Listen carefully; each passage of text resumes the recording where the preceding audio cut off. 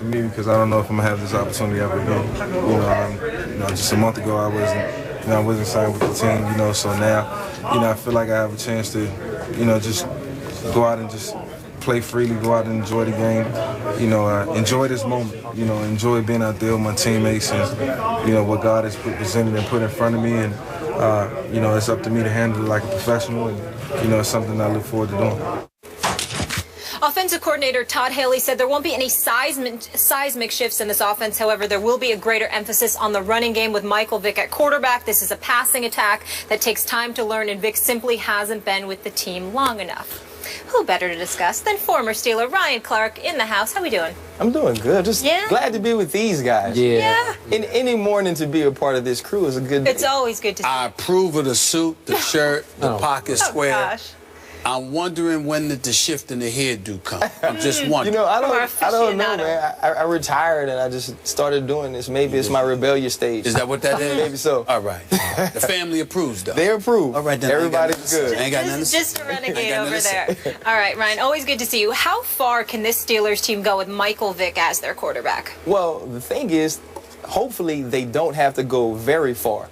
They're saying 4 to 6 weeks, planning for 6 weeks. You look at the games they have on the docket. The Ravens are early on Thursday, which I think bodes well because you don't know what Pittsburgh Steelers team is coming out. I look at the next 6 games. You have the Chargers, Cardinals, Chiefs, the Raiders, and the Bengals. I think they split those games, and if he plays extremely well, if they figure out the ways to use him in the right way, they can win 4 of those games. This team is ultra talented on offense, and I ended up not picking them to make the playoffs, and I'm sitting at home the last 2 weeks like, hey man, you're pretty dumb.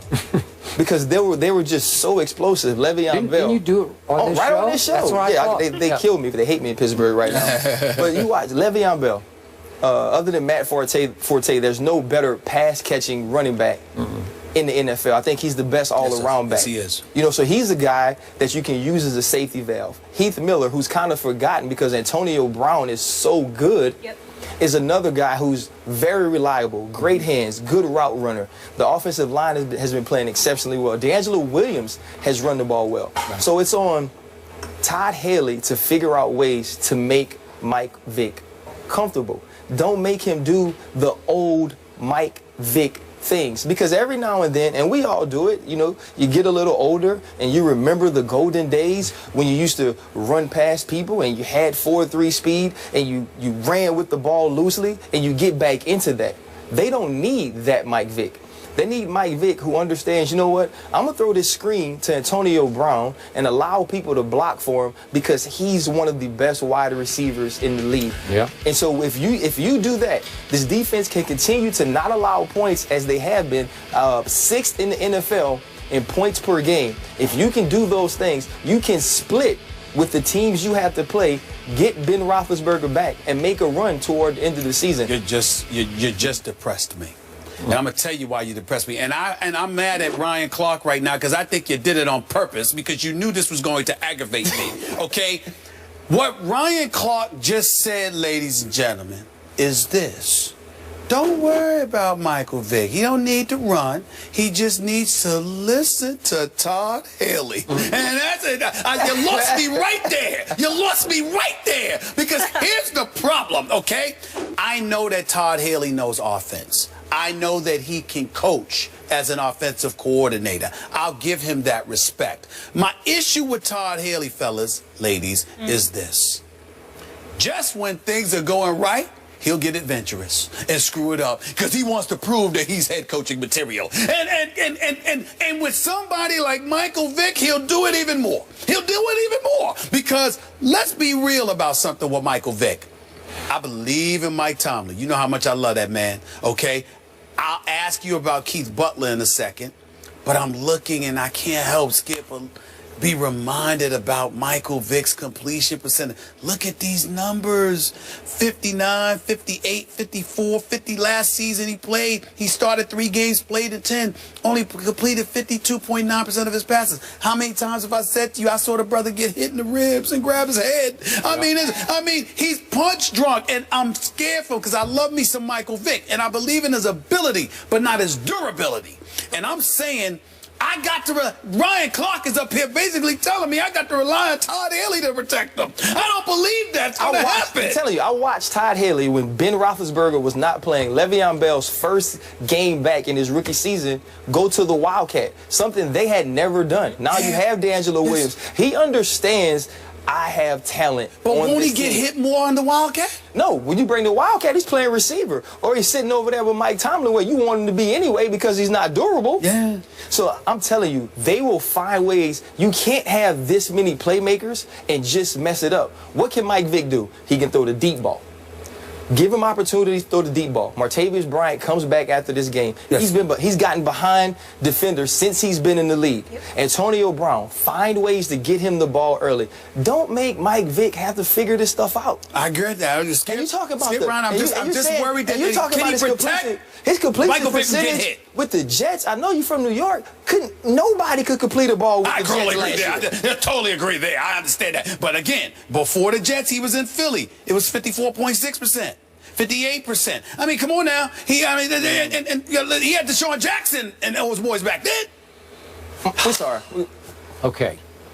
Let's discuss quickly Mike Tomlin. You love Mike Tomlin. I mean, you believe in this man as much as anybody you've ever. He should coach there forever. He should coach there until he passes. You love you some Mike Tomlin. You know I love me some Mike Tomlin. So do I. Now I'm going to ask a tough love question. When he signed Michael Vick to be the backup in place of Landry Jones, was Mike Tomlin operating with his heart or his head when he brought him in? Because it might be a little more heart than head. Both, might but I'll be. let you explain. It is both. He's right. All right, because they're from the same high school, even in the same region, right? Okay, so I was shocked that he brought him in. I was happy because I thought Michael Vick deserved one more shot that I do not believe he would have gotten with anybody but this man in this city. But he is as far from Ben Roethlisberger as you can get.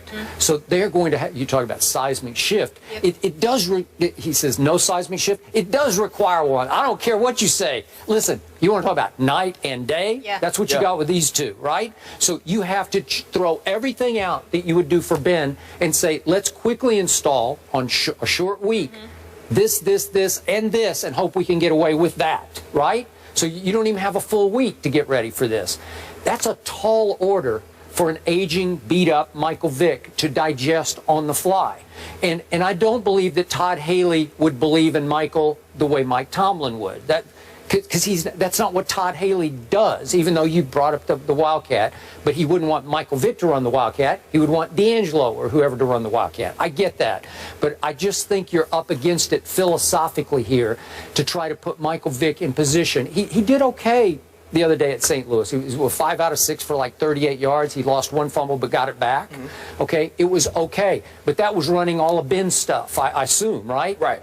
Okay, so can you do anything on the fly to put Michael Vick in position to beat your arch rival with Joe Flacco, who by the way, as you remember, I don't know what it is about Flacco at Pittsburgh. Plays well. He's won 4 times there and won a playoff game there. I don't know what it is. You faced him, right? Well, you know, in that game, obviously, the rivalry, it doesn't matter the records or where you play. Yeah. You know, the Steelers go to Baltimore and win games, and Joe Flacco he's won games on me late in games. He has. Since he's been there. I remember a Sunday night game. You remember that? Yeah. Oh, but trust me, yeah, I was out there. Let's keep in mind, gentlemen, ladies, Lady, yeah.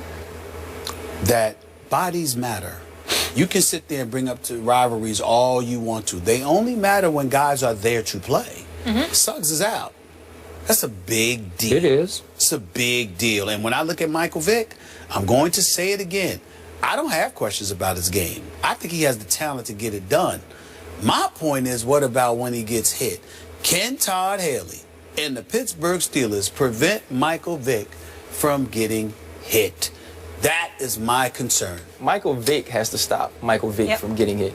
What's the cliche? Availability, the best ability. Yep. Right? In the league. So your PSA, I like that. Don't get too adventurous. That's right. That's the Steelers fan. Don't get too adventurous. Don't get too adventurous. Not Todd Haley. Crazy. And I don't trust that he could do that. I think Todd Haley, in the midst of a game, is out to prove that he deserves to be a head coach. That's my concern. Well, he already had a shot, right? Oh, I know he did. I agree with you, but that doesn't mean he thinks he's finished. Okay. All right, let's move on to a little college football. Maybe this guy could be the next Le'Veon Bell. Leonard Fournette carrying LSU on his back, but will he carry the Heisman Trophy at the end of the year? Ryan Clark is sticking around to talk about his alma mater. He's a homer. He's a homer. You know it. This is Yeah.